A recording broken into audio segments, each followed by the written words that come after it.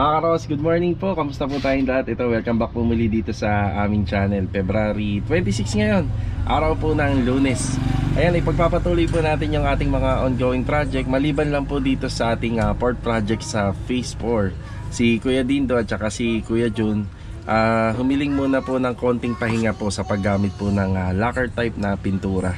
So hindi naman po natin talaga mababago. Yung mga bahay po dito ay medyo kulob po yung style talaga. So bihira lang po yung maraming ventilation, kagaya po ng mga single detach, single firewall na mga bahay. So pahinga muna sila, lalo na si Kuya John kasi siya talaga yung humahawak ng aming air compressor. Pero si Kuya Dindo, hindi po siya magpapahinga, bali ano na lang po siya, magtatrabaho na lang po sa ibang unit, makaiwas lang po talaga sa paggamit po ng lacquer type na pintura. Pero si Kuya John talaga humiling muna na magpahinga muna. Nararanasan din po yan ng ating ibang mga pintor noon. Kung papansin nyo, papanood nyo sa video, talagang nagpapahinga po sila. So ito mga karos, ipagpapatuloy natin yung project sa Phase 6. Meron tayong 3 atina na ginagawa po doon. Then yung project naman po na sa Phase 3, meron na pong pipwesto dyan para sa mga ceiling training. So ito, samahan nyo po muli kami ngayong araw po ng Lunes. Enjoy watching po. Tara! Mga karos, dito na tayo sa Phase 3. Ayan si Bilo, good morning. Good morning. Ayan, good morning. Tsaka si Adonis. Good morning. Ayan, good morning. Ayan si Master Jojo, good morning. Okay, bali pagpapatuloy po natin yung ating ongoing project dito. Ayan, medyo komplikado po yung pag-akyat ng mga fiber cement boards na may mga sukat po na 4x8.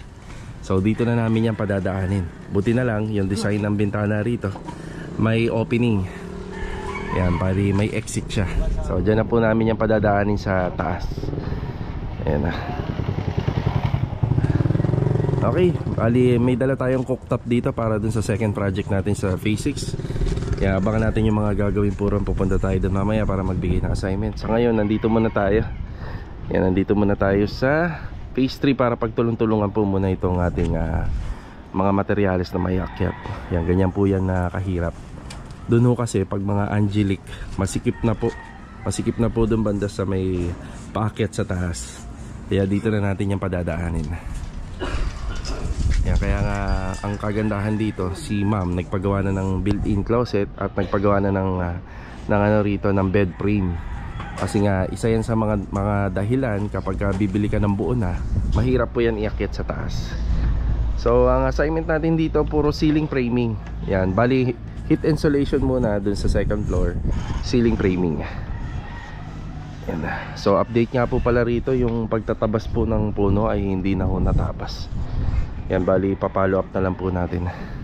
Hingi tayo ng tulong dun sa client owner para kahit sila na po mismo magpalo. Pag tayo yata ay hindi yata tayo pinapansin.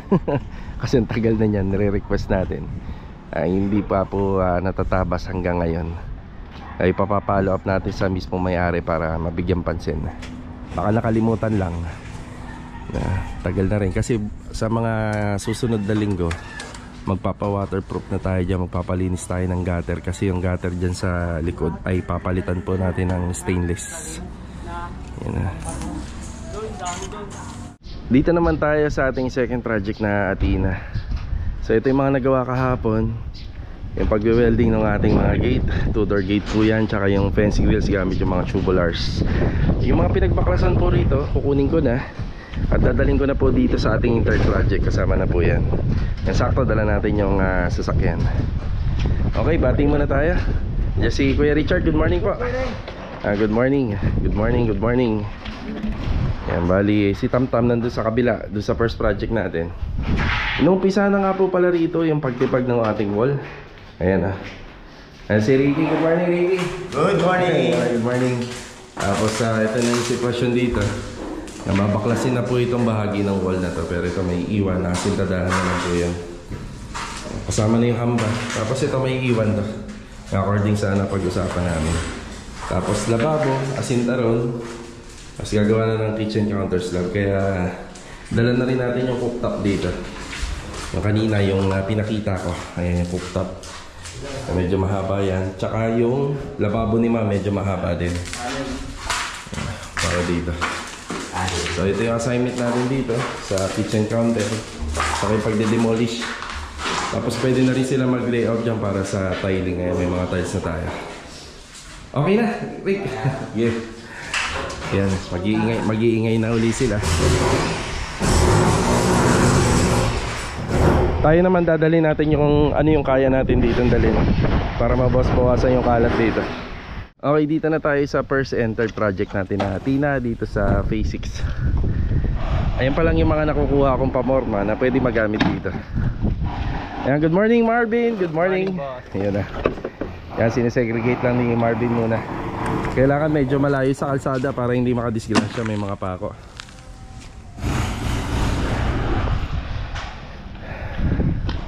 Ayan si Kuya Boy, good morning po.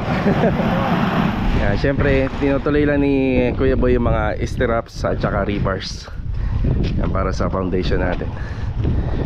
Dito naman si Jamil. Mil, good morning. Good morning. Ayan, good morning. Ayan, mukhang may kulay na ang buhay, no Mil?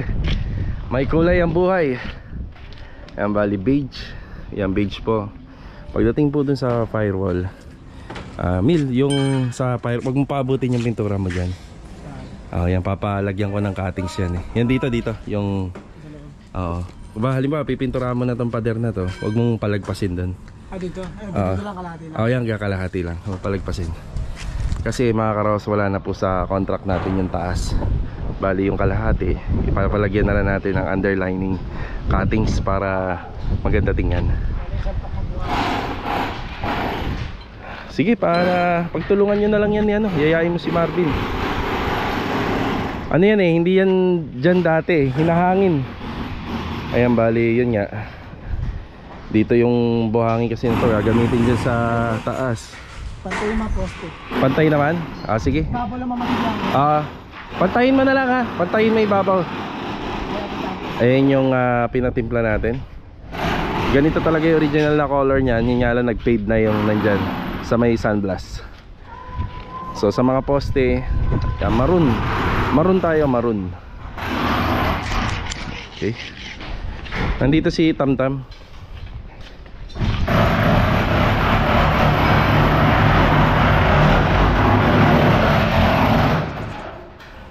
Tam, morning Tam. Good morning, sir. Yan yung ginagawa ni Tamtam dito, ganun din yung ginagawa ni Ricky. Same lang yung plano. Tam, pati yan tatanggalin. Yung bintana lang. Huwag mo masyadong palakihin yung yung crack. Bintana lang. Matanggal lang yung dyan, yung steel window. Tapos mga nagawa kahapon, yan ceiling installation gamit yung PVC panel.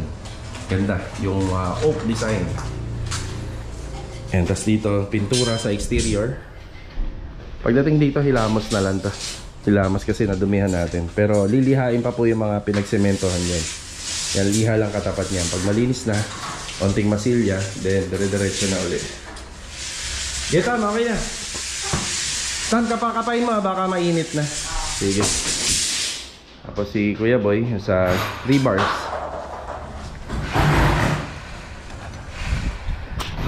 Okay, sa attendance may absent tayo si Chichi. Wala si Chichi, si Marvin lang tsaka si Kuya Boy dito sa kabila.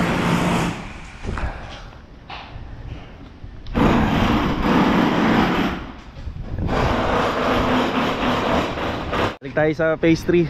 Ihatid ko tong hagdanan para sa kanila. Yan pala yung likod ng ginagawa namin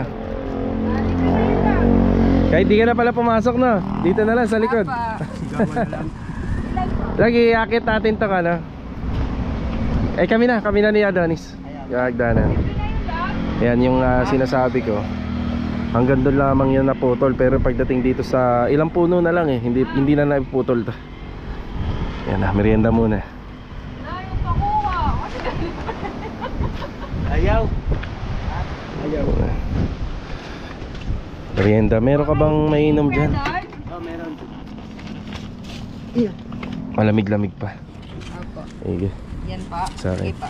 Okay, tuloy natin yung attendance and assignment natin. Nandito tayo sa phase 1. Ay si Master Jojo, good morning. Nabati na kanina. Good morning ulit. Good morning ulit.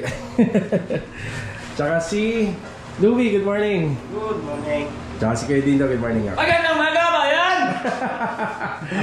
Hanggang dito na, kuya. Nakakaabot yan ah. Kapitbahay natin. May nagising ba?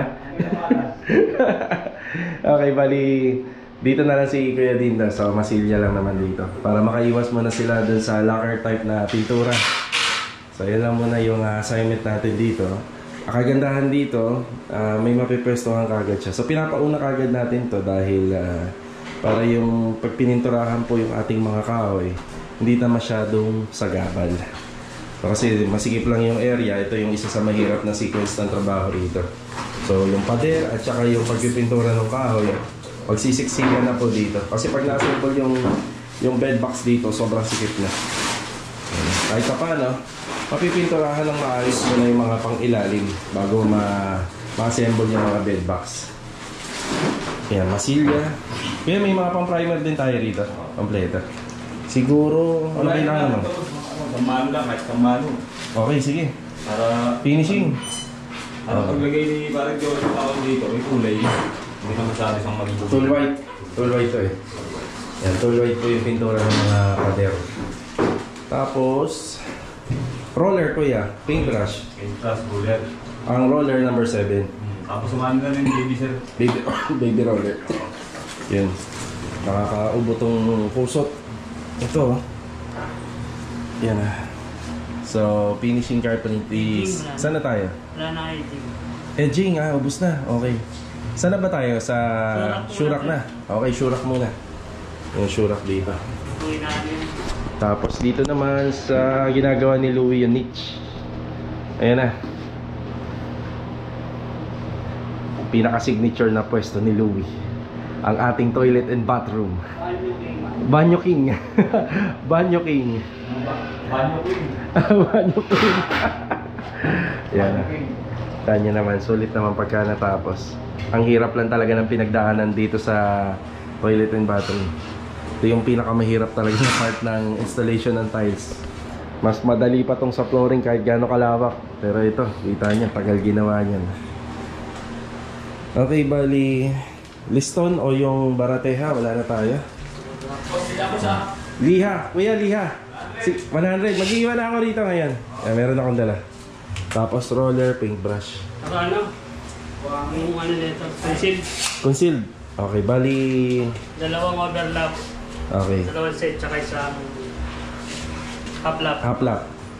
Overlap dalawa, tapos C1 isa. Okay. Buhangin daw si Louie, boss. Buhangin. Bilis tayo. Binistay kailangan mo sa flooring. Saka sa mga ano, dito mga... Gilid-gilid. Okay. Sige, sige, sige. Saan ba meron mo? Yung owner, yung... Dala ko yung owner kanina. Pero pwede naman. Babalik pa ako dun uli. Yung coconut lumber, ililipat ko dyan.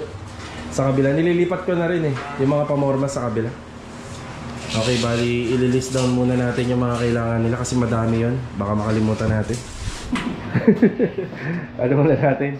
Para isang balik lang. Yan, naka-ready naman tayo rito. Dito yung ating mga gamit sa e-bike.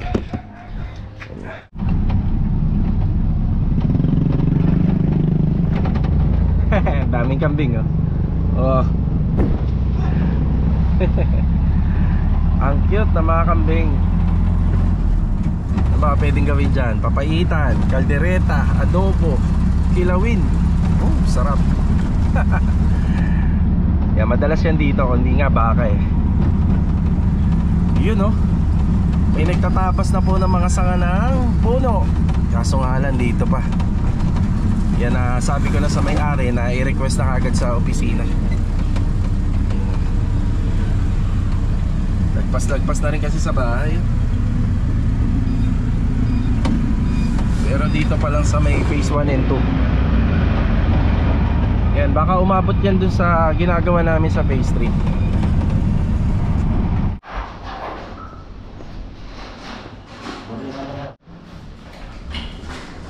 Pangkahoy lang yun, walang na.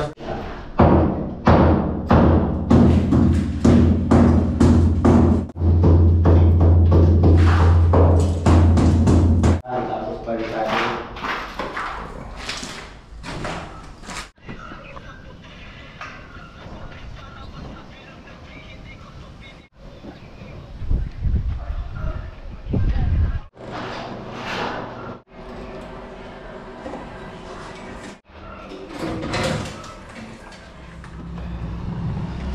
Makakaroos after break time.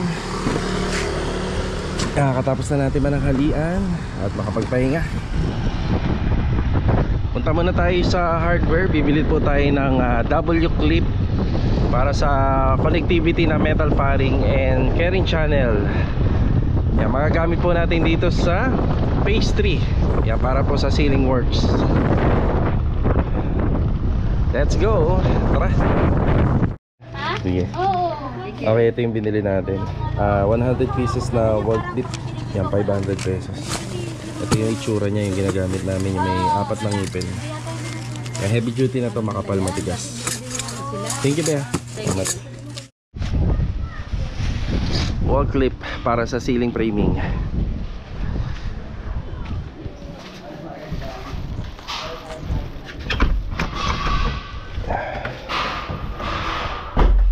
Dami nating gamit dito.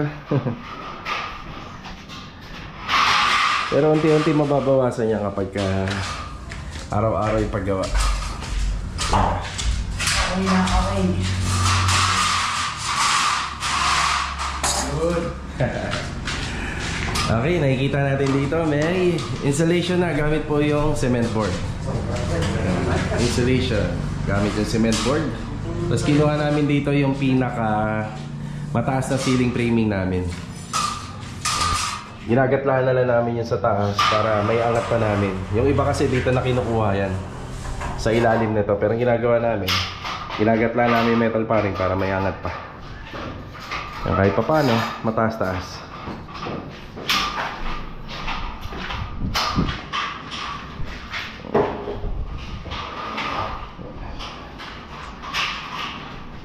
Dito na ulit tayo sa phase 6. Bigyan na tayo ng update. Ayan, pinipinturahan na po yung mga walls dito sa exterior kasama yung sa poste.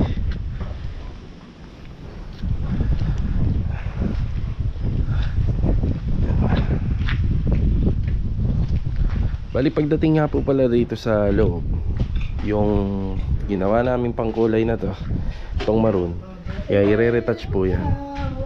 Re-retouch yan dito lang sa may bandang garahe, pero yung sa taas hindi na.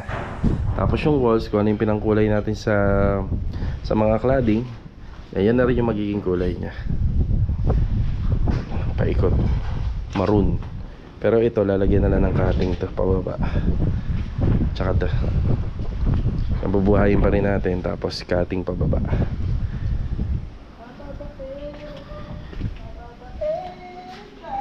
And demolish. Yan na.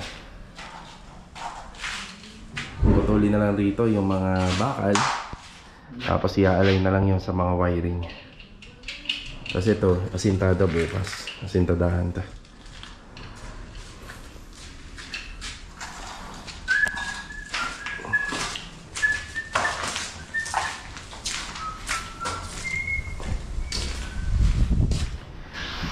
Dito tayo sa kabila. Sa kabila, nagtatayo na sila ng poste rito. Ayan. Dito din.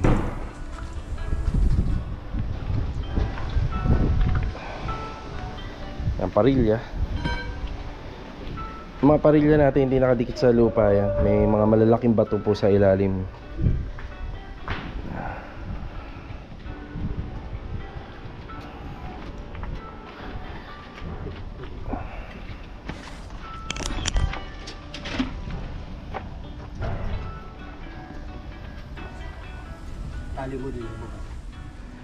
Tapos dito naman, ayan, dumadami na yung mga ipapahakot uli natin, palambak. Yung iba dyan nakasako, yung iba naman yung pinagtibagan dito sa wall.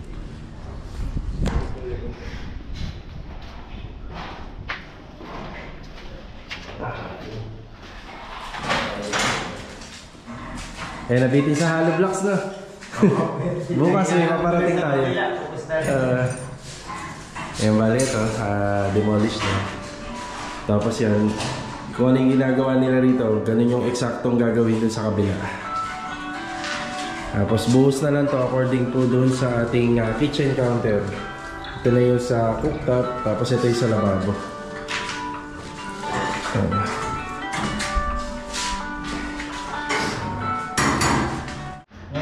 Ayan o, napakahaba nung kitchen counter ni ma'am. May ano po to, may sukat to na 360 cm.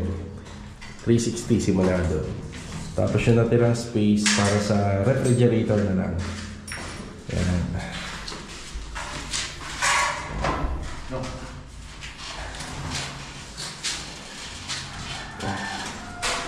12 ml ginamit namin na parilya para sana sa mating ang ating slab, kitchen slab.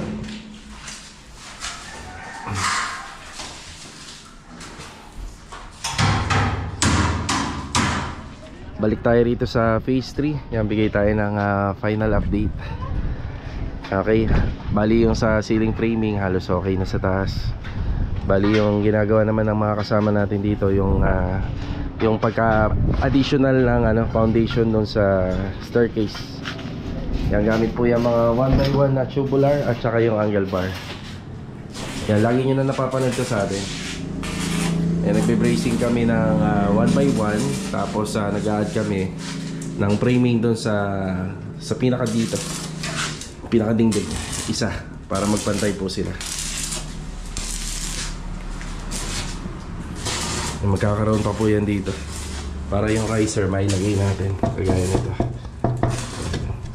Tapos dito kakapit yung sa riser part ng tiles. Then tiles din po ito.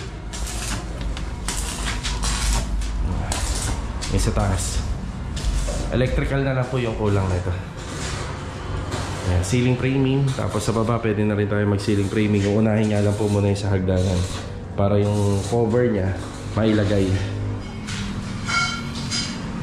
Mga PVC panel. Bale, ito nga po palang gawa namin dito. Meron tayong toilet and bath dyan. Pero yung ceiling, PVC ceiling panel lang iba. Iba yung design. Tapos dito, iisa lang. So, ayusin muna yung mga electrical nito. Then, nagpapa-additional si client owner ng CCTV camera rito. So, hindi naman yung mismo CCTV. Yung receptacle bulb para sa CCTV. At saka dito, yun yung purpose. Kaya may madali naman, may matutuntungan naman tayo rito. At saka dito, meron din naman tayo matutuntungan. Sa electrical, mag-aabang na lang kami ng isang linya papunta dyan, tsaka isang linya papunta rin. Bali, nakafix yun sa mga receptacle. Wala na pong patayan yan. Naka-fix po siya.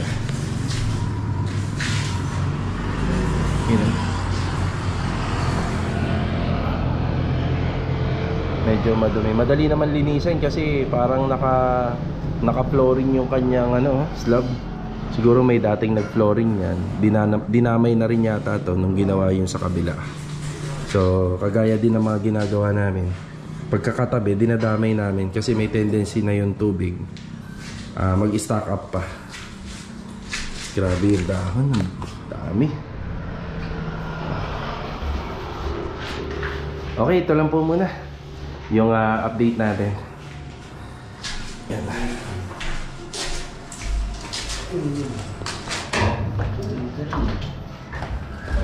Parehas 20.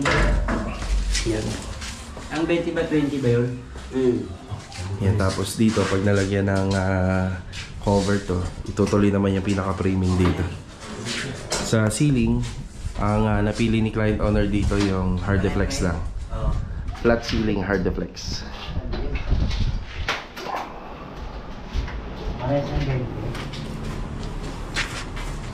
Ito yung tukoy ko gutter, papalitan po yan. Tapos baka unahin na po namin yung mga dyan, yung mga problema sa leak problem dito sa taas. Para kapag umulan, hindi na mag-i-stack up po doon sa kisame namin. Bale, ito mga karos, maraming salamat po muli sa pagbisita dito po sa ating channel. Bago nga po pala tapusin itong ating vlog, binabati ko ng happy birthday si Ma'am Victoria Hadi.